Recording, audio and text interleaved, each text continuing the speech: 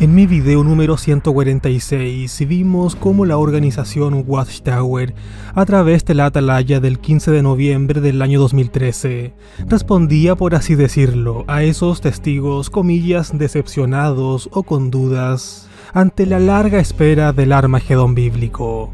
Todo esto era expuesto a puertas del año 2014, donde se cumplían 100 años desde que Jesucristo, según los testigos de Jehová, habría comenzado a reinar en los cielos. Así es que al parecer era necesario advertirle al testigo de Jehová de a pie que no afloje el paso, que sea paciente, que no se duerma en los laureles, que no dude. Daba lo mismo el siglo del reinado celestial de Jesús y la demora tan larga de la llegada del fin.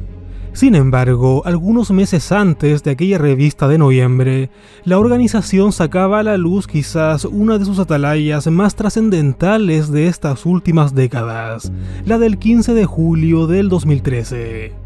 Esta atalaya no fue de casualidad. Como bien decíamos, al año siguiente se cumplía un siglo desde 1914.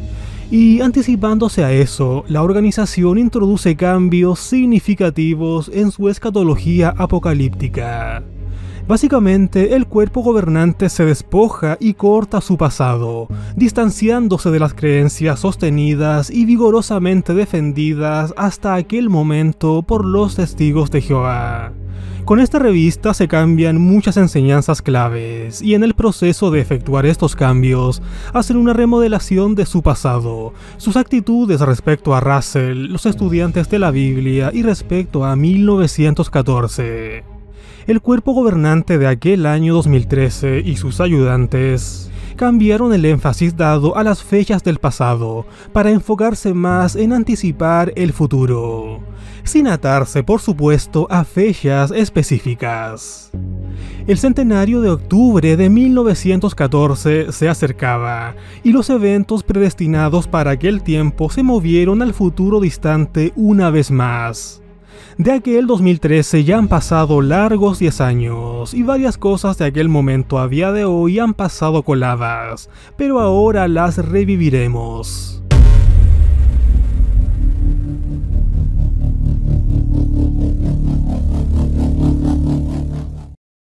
Los cambios doctrinales en la atalaya del 15 de julio del 2013 no fueron repentinos. Ya a inicios de aquel año, la atalaya del 1 de enero había señalado las falsas expectativas de la organización sobre el Armagedón. Por supuesto, no existe ningún tipo de autocrítica, más bien justifican su actuar minimizando el asunto y diciendo básicamente que sus falsas expectativas eran en plan de, comillas, mantenerse alerta y ya. De hecho, refiriéndose a esto, Jeffrey Jackson, del cuerpo gobernante, decía lo siguiente: Este es un año especial. Se cumplen 100 años desde que se nombró al esclavo fiel y prudente. Y desde entonces, este esclavo se ha mantenido despierto en sentido espiritual y alerta, y nos ha recordado constantemente que nosotros también debemos hacer lo mismo.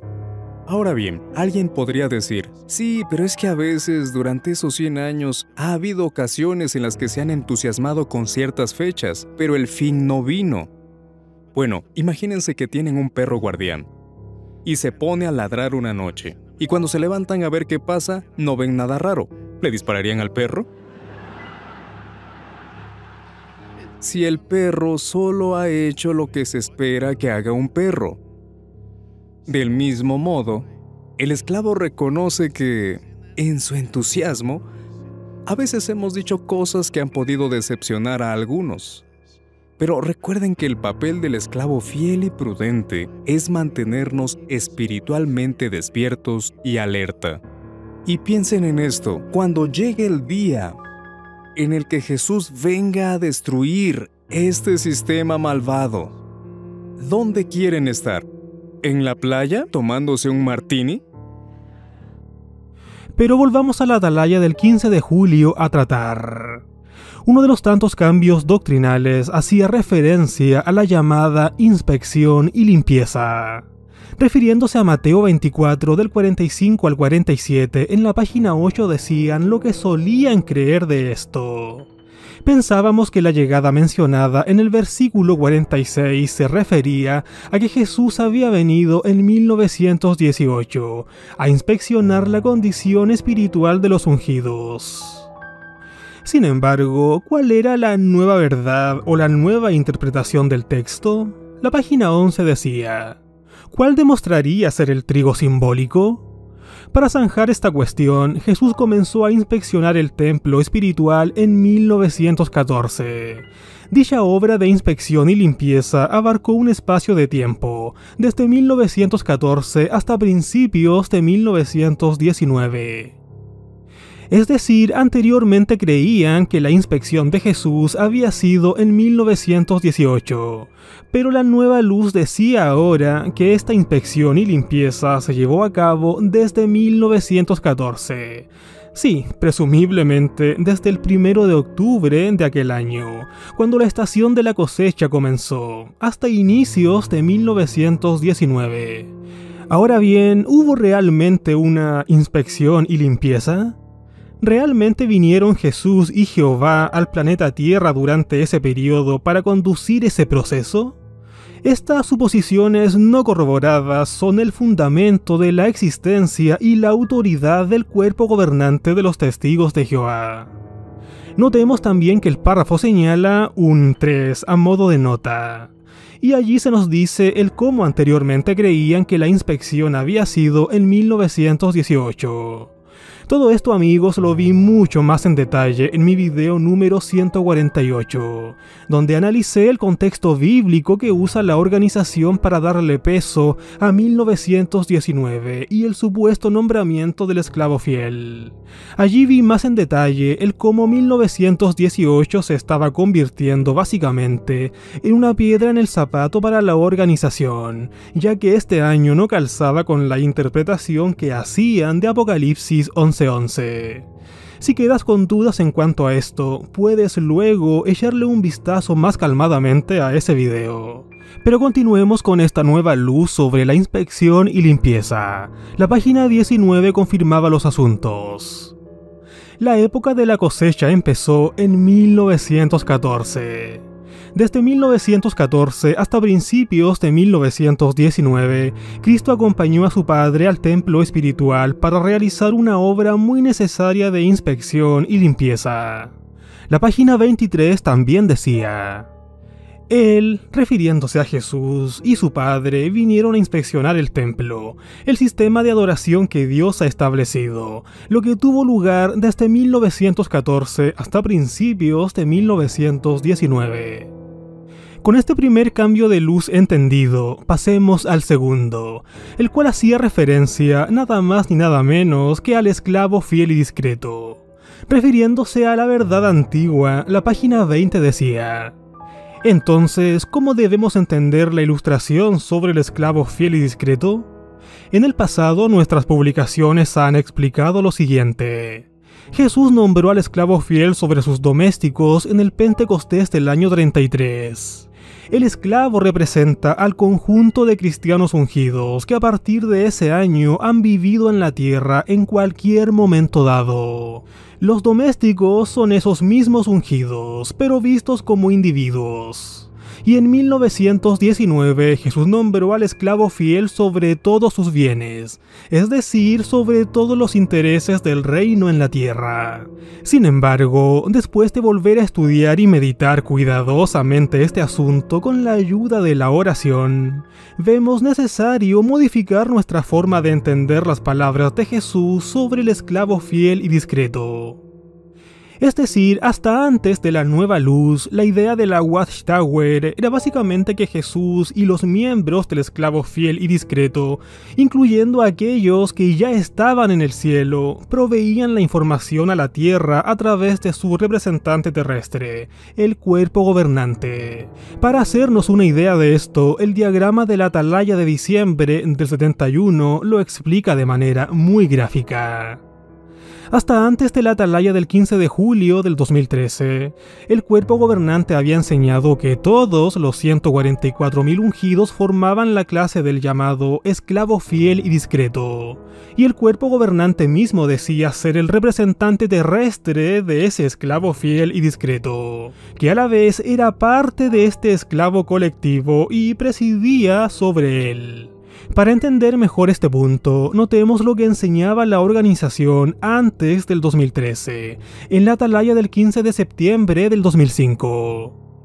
El amo es Jesucristo. El esclavo es el conjunto de cristianos ungidos que están en la tierra, al que Jesús ha encargado que atienda sus intereses terrestres y proporcione alimento espiritual a su debido tiempo. Está representado por el cuerpo gobernante, una junta administrativa formada por un reducido número de superintendentes capacitados que pertenecen a la clase del esclavo fiel y discreto. Estos dirigen la predicación mundial del reino y distribuyen alimento espiritual nutritivo de forma oportuna, de modo que Cristo guía a la congregación mediante el esclavo fiel y discreto, ungido por espíritu y su cuerpo gobernante. Sin embargo, en 2013 la luz se hizo más brillante, y con esta revista el cuerpo gobernante básicamente se saca de encima a la clase de los ungidos por Espíritu Santo. Las páginas 21 y 22 señalaban: ¿componen el esclavo fiel todos los ungidos que viven en la tierra? No. La realidad es que no todos los ungidos participan en proveer alimento espiritual a sus compañeros de creencia de todo el mundo. Es cierto que entre el trigo hay hermanos ungidos que son siervos ministeriales o ancianos. Ellos enseñan de casa en casa y en sus congregaciones, y apoyan con lealtad las instrucciones que recibimos de la sede mundial, pero no participan en proveer alimento espiritual a la hermandad. Además, entre los ungidos hay hermanas humildes que nunca intentarían asumir la función de maestros de la congregación. Con esta nueva verdad, los miembros del cuerpo gobernante echaron por la borda a los ungidos y se dejaron para ellos solos el título de esclavo fiel y discreto. Mientras los ungidos no tenían rol alguno en la determinación de la estructuración, doctrina o administración, el número de estos sí representaba una parte de la estructura religiosa de la organización. Por ejemplo, solo los ungidos podían participar de los emblemas del memorial. Además, la mayoría, por no decir toda, la literatura publicada por la Watchtower es hecha para gente que no es ungida. Con esta atalaya, el cuerpo gobernante da a entender que ellos en solitario son el esclavo fiel y discreto. Además, por supuesto, de el cuerpo gobernante. ¿Cómo sabemos esto? La página 22 agrega: ¿quién entonces es el esclavo fiel y discreto? Ese esclavo está compuesto por un pequeño grupo de hermanos ungidos, que participan directamente en preparar y proveer alimento espiritual durante la presencia de Cristo. Hoy, ese esclavo es el grupo de cristianos ungidos que forman el cuerpo gobernante de los testigos de Jehová. Todo esto margina aún más a aquellos testigos de Jehová de a pie que se dicen llamar ungidos. Ellos, el cuerpo gobernante, pertenece entonces ahora a la única clase que puede tomar los emblemas en el memorial anual, así como ser la autoridad en solitario de la organización.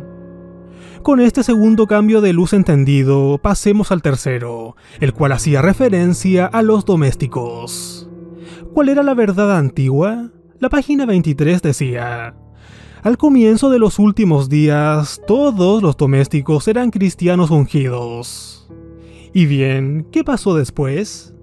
Pero más tarde, el grupo de los domésticos llegó a incluir a la gran muchedumbre de otras ovejas. Previamente, el término domésticos solo aplicaba a los ungidos. Esto implicaba que el cuerpo gobernante era responsable de alimentar solamente a los miembros de los 144.000 que aún estaban en la tierra. Sin embargo, ahora el cuerpo gobernante ha expandido a los domésticos para incluir a la clase de la gran muchedumbre. Esto, por cierto, hace disminuir cualquier rasgo especial de aquellos testigos de Jehová de a pie que también dicen ser ungidos. Con este tercer cambio de luz entendido, pasemos al cuarto, el cual hacía referencia a la Gran Tribulación. ¿Cuál era la antigua verdad de esto?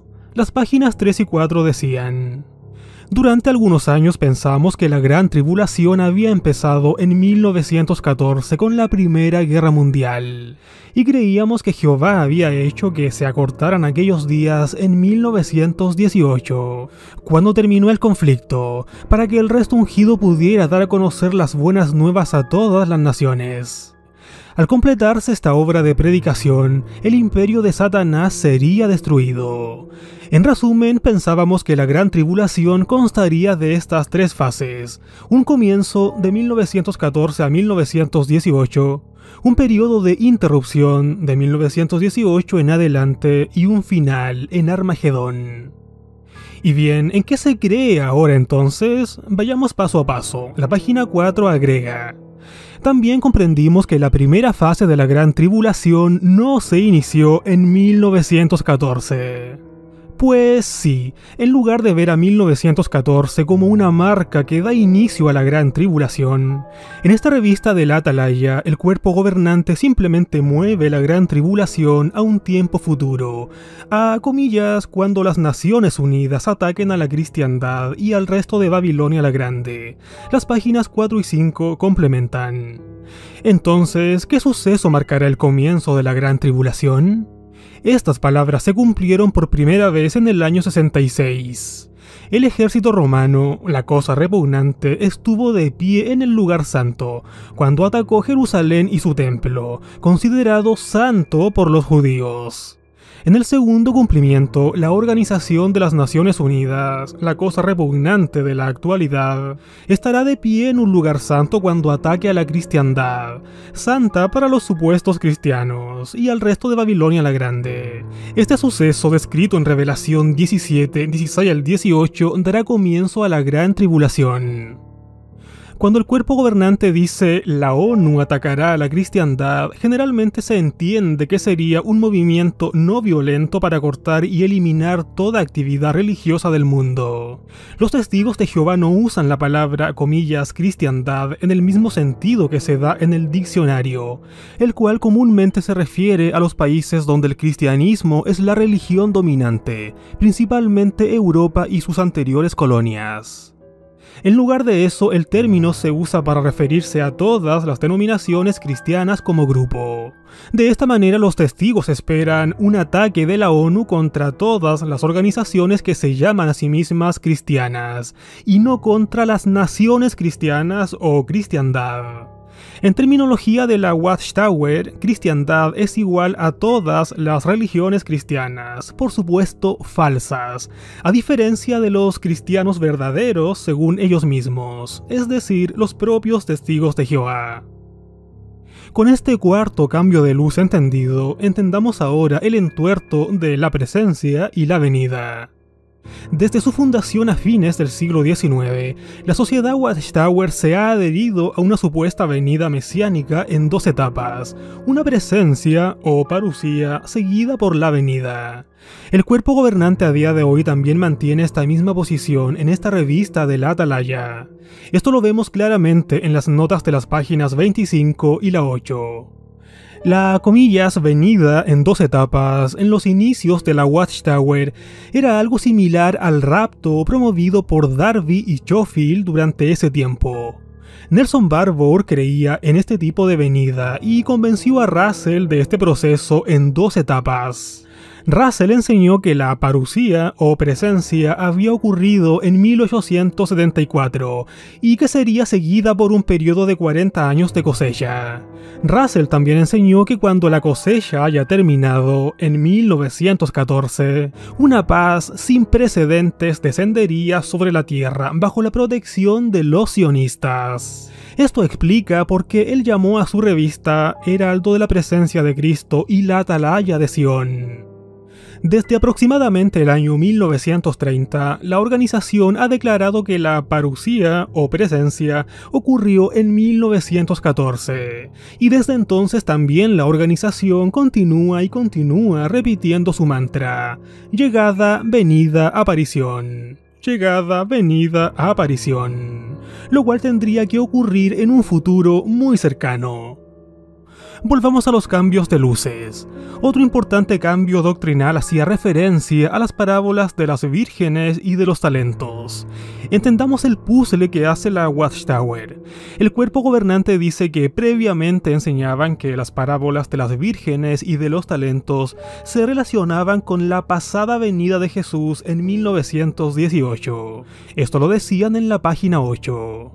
En el pasado hemos afirmado en nuestras publicaciones que estas últimas 4 referencias significaban que Jesús llegó o vino en 1918. Sin embargo, un análisis más profundo de la profecía revela que es necesario corregir nuestra forma de entender cuándo ocurren algunos de los sucesos predichos. Entendamos la situación. Esas 4 referencias de las que habla la Atalaya son 4 textos bíblicos mencionados en el párrafo 16 de la página 7. Mateo 24:46, Mateo 25:10, Mateo 25:19 y Mateo 25:27. Textos que la organización reinterpretó anteriormente como aplicables a 1918 y que a partir de ahora acomodaron a su verdad actual. Pero hay más, a esto hay que sumarle otros 4 textos más: Mateo 24:29, Mateo 25:46, Mateo 24:30, 42 y 44 y Mateo 25:31. Sí, también textos reacomodados a la nueva interpretación de la ahora venida futura de Jesús. Y ahora sí, con estos 8 textos de referencia, la página 8 continúa diciendo: en efecto, al analizar la profecía de Jesús en su totalidad, queda claro que estas 8 referencias a su llegada apuntan al tiempo de juicio futuro que tendrá lugar durante la gran tribulación. A la luz de su necesidad de un ajuste, el cuerpo gobernante anunció en esta revista que ha movido los eventos de 1918 a un punto en el futuro. Este movimiento incluye las interpretaciones de la parábola de las vírgenes y la parábola de los talentos. La nueva verdad del cuerpo gobernante dice que la parábola de las vírgenes y la parábola de los talentos se refieren al juicio futuro de Jesús durante la gran tribulación, la cual está asociada con la futura venida llegada de Jesús. Por lo tanto, lo que solían enseñar como la verdad ya no es verdad. Tuvieron que apagar unas luces y encender otras. A estas apagadas y encendidas de luces les llaman una serie de, comillas, ajustes. Las luces no se están haciendo más brillantes, simplemente se están reemplazando por otras. Pero continuemos. Otro cambio de luces tiene que ver con el llamado juicio, también cambiado en 2013. El cuerpo gobernante explicó que la organización había pensado y había enseñado que este juicio por Jesús ocurriría durante el periodo completo de los últimos días, los cuales habían empezado, según decían, en 1914. Hablando de esto, la página 6 decía: por algún tiempo creímos que el juicio para clasificar a las personas como ovejas o cabras se realizaría durante todo el periodo que abarcan los últimos días, es decir, de 1914 en adelante. Pero sí, la luz brilló y esto cambió. El cuerpo gobernante ahora coloca el juicio de Jesús completamente en el futuro y lo conecta con el comienzo de la gran tribulación. La misma página 6 dice: ¿a qué conclusión nos llevan estos datos? A que Jesús juzgará a las personas de todas las naciones como ovejas o cabras cuando venga durante la gran tribulación. Entonces, en el Armagedón, el punto culminante de la gran tribulación, las cabras serán cortadas para siempre. El cuerpo gobernante al parecer no ha considerado esto cuidadosamente, porque hay pasos o etapas en cualquier proceso judicial, la investigación y luego el juicio y la decisión final. Sin embargo, la ejecución del juicio sobre las ovejas y las cabras en la Watchtower indica que previamente tuvo que haber ocurrido un proceso judicial, pero de eso nada se habla. Ahora bien, ¿qué hay del nombramiento del llamado esclavo fiel sobre todas las cosas? el cuerpo gobernante dice que hay dos nombramientos para el esclavo. El primero es sobre los domésticos en 1919 y el segundo es en el futuro durante la Gran Tribulación en el día del juicio. De alguna manera mágica o misteriosa, el cuerpo gobernante se las arregla para extraer dos diferentes nombramientos de este pasaje bíblico. Mateo 24 del 45 al 47. La página 24 dice: entonces, ¿cómo y cuándo nombra Jesús al esclavo sobre todos sus bienes? Para contestar esta pregunta debemos saber dos cosas: cuándo llega Él y cuáles son esos bienes. Respecto a lo mismo, la página 8 complementaba: es lógico concluir que la llegada de Jesús para nombrar al esclavo fiel y discreto sobre todos sus bienes, descrita en Mateo 24, 46 y 47, también se refiere a su futura venida durante la Gran Tribulación. Y la página 8 también añade: cuando Jesús venga como juez durante la Gran Tribulación. Entonces se complacerá en efectuar el segundo nombramiento, lo nombrará sobre todos sus bienes. Es decir, la enseñanza actual, al menos ahora en 2023, postula que Jesús sí nombró al esclavo fiel en 1919, pero solo sobre los llamados domésticos. Y por supuesto, ahora falta que en el futuro, cuando llegue la Gran Tribulación, lo nombre sobre todos sus bienes. ¿Qué podríamos concluir de todo este festín espiritual de luces que se apagan y que son reemplazadas por otras? Previamente, el cuerpo gobernante había enseñado que la Gran Tribulación había empezado en los primeros años del siglo XX. Ahora dice que este evento ocurrirá en un tiempo futuro no especificado. Esto significa que todos los eventos del pasado que el cuerpo gobernante había asociado con la Gran Tribulación también se trasladan al futuro. Estos incluyen el juicio de Jesucristo y el nombramiento del esclavo fiel. Los argumentos del cuerpo gobernante dependen de la suposición de que la historia del esclavo fiel y discreto es una profecía y no una parábola.